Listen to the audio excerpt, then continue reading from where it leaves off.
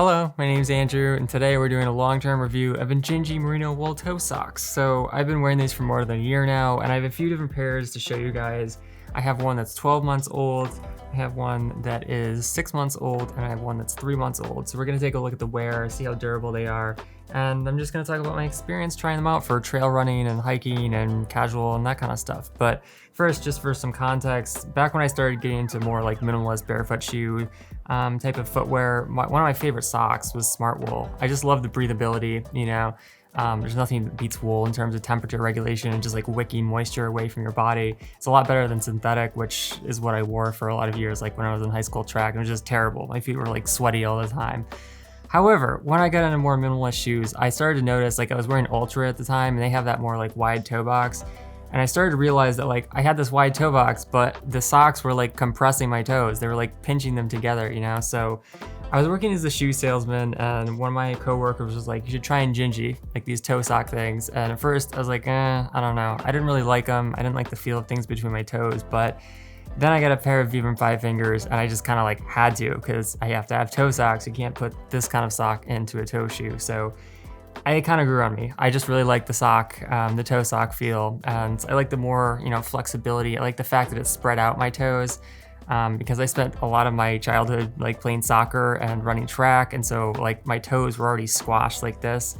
So in a normal sock, like there's just no breathability between the toes, but then when you put the toe socks on, it spreads them out, so you get a lot more airflow, and yeah, I just really like them. But then INJINJI came out with a new pair. This is like 65% wool. This is their new wool. This is the original one. But then they came out with some new merino wool ones, which were like 75% wool. And I was really excited about it because the breathability was even better, but I just didn't know how the durability was gonna be. So yeah, I've been wearing them for a year now. Yeah, this is what they look like after 3 months. I bought this pair in the winter, I think, towards the end of last year. And there's just a tiny bit of wear here. This is the spot, which I'm gonna show you on the other ones, which they tend to wear out. Heel looks good at 3 months. And I just really like the extra wool because it was great for the winter. Like these keep my feet super warm, even wearing a single layer of socks down to like 30 degrees. But then you can also wear them like for hiking and trail running out in the summer, and they're also still really breathable. So yeah, I've been loving them just from like a performance perspective. But yeah, after 6 months, so I got these like last fall, and the wear spot gets a little bit bigger. This is the place where they tend to break down. And then also there's a little bit of wear in the heel, probably from the socks sliding up and down. So that's 6 months. And then it seems like a year is about as long as these are gonna last, just in terms of developing a hole. Because now you've got a hole like right under the big joint of the foot, the big joint of the foot, the large joint of your largest toe. But yeah, also a bigger wear spot on the heel here. So yeah, I mean, it was a little bit disappointing from a durability perspective, but honestly, there's like no alternatives for a wool sock, especially a wool toe sock that has this high level of merino wool. And basically it was just like, I would rather have performance and less durability than have a sock that lasts maybe 2 or 3 years but doesn't feel that great, doesn't have that great temperature regulation. And people have suggested socks like that to me over the years, and there are some brands that have maybe up to about 40 or 50% merino wool, but I just found like even with these 65% INJINJIs, the original ones, they just don't breathe as well. Like when I'm wearing these, I wear them kind of like indoors as a slipper sock now, especially that they're a little bit more worn out.